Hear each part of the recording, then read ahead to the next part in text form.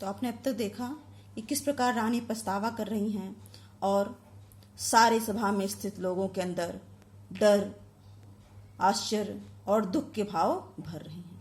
तो आगे इसी प्रकार अपने ग्लानि और पछतावे को व्यक्त करती हुई कैकेयी कहती हैं, क्या कर सकती थी मरी मंथरा दासी। मंथरा उनकी दासी का नाम था प्रिय। तो कह रहे हैं वह जो छोटी जात की जो दासी थी मंथरा नामक, वो मेरा क्या कर सकती थी, कुछ भी नहीं बिगाड़ सकती थी, वो कुछ भी परिवर्तन नहीं कर सकती थी।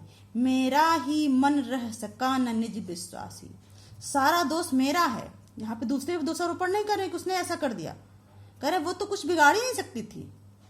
मेरा मन स्वयं ही अपने आप पे विश्वास नहीं रखा, मजबूत नहीं रह सका और उसके कहने मात से परिवर्तित हो गया, बदल हो गया और मैं उसके बहकावे में आ गई। तो सारा दोष मेरा है, सारे मेरे मन का दोष है जो दृढ़ नहीं रह सका।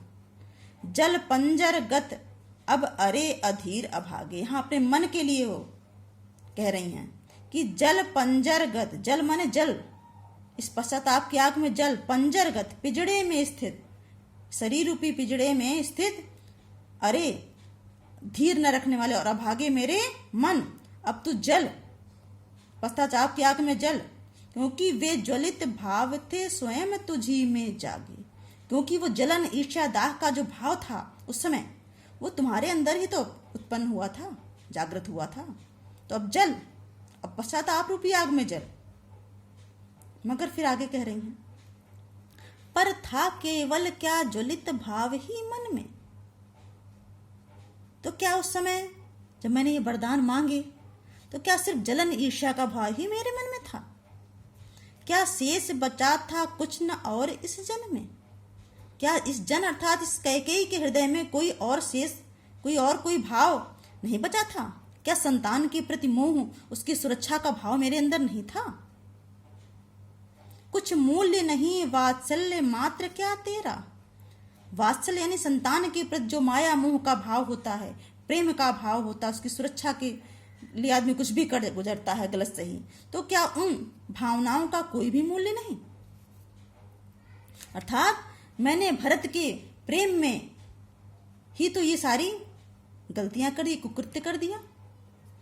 पर आज अन्य सा हुआ वत्स भी मेरा, वत्स माने बेटा, लेकिन आज वो मेरा बेटा जिसके लिए मैंने ये सब किया वो अन्य सा हो गया है, वो मेरा नहीं रहा।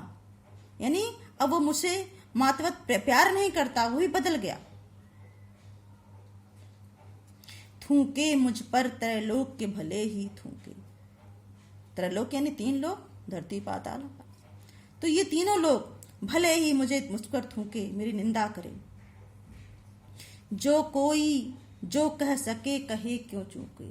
जिसके जो मन में आए बुरा भला वो जरूर कहे, कोई क्यों चूकेगा। यानी मौका पाकर सभी इस प्रकार के भाव व्यक्त करते हैं और ऐसा मौका मैंने दिया है, जिसको जो भाव आ रहा, जो कुछ कहना हो वो कहे, वो भला क्यों चूके, सब कुछ करे, मुझे सब स्वीकार है। लेकिन सिर्फ एक ही विनती है, हे राम दुहाई करूं और क्या तुझसे, छीने न मातृपद किंतु भरत का मुझसे। करे हे राम, सिर्फ तुमसे मैं एक ही विनती करती हूं कि सब कुछ कोई मुझसे बुरा भला कहे, सिर्फ मातृपद यानी माता का जो स्थान है, भरत की माता का जो स्थान है, वो मुझसे कोई मत छीने। मुझे सब स्वीकार है, अपनी निंदा बुराई, लेकिन कोई मुझे भारत की माता के स्थान से विरत ना करे, यही तुमसे मैं प्रार्थना करती हूँ।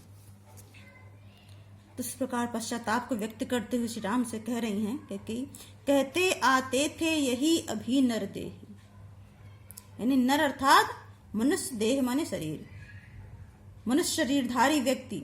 लोगों के अंदर यही एक कहावत, एक सिद्धांत चला रहा था। अब तक वो लोग यही कहते थे क्या, कि माता न कुमाता पुत्र कुपुत्र भले ही। कि माता कभी कुमाता यानी बुरी माता नहीं भक्ति, कु यानी उपसर्ग है, तो बुरी माता कभी सिद्ध नहीं होती। पुत्र कुपुत्र भले ही, पुत्र भले ही बुरा हो जाए, गलत सिद्ध हो जाए, लेकिन माता कभी बुरी माता नहीं हो सकती। अब कहें सभी यह हाय विरुद्ध विधाता, है पुत्र पुत्र ही रहे कुमाता माता। लेकिन हाय विधाता मेरे विरुद्ध हो गया है, मेरे इन कर्मों के कारण मैंने सिद्धांत को ही बदल दिया। अब सब लोग क्या कहेंगे कि है पुत्र पुत्र ही, कि पुत्र तो पुत्र ही रहा, सुपुत्र ही रहा। आज तो दिशा ही बदल गई, माता ही कुमाता हो गई, अर्थात माता बुरी शुद्ध हो गई, लेकिन पुत्र पुत्र ही रहा।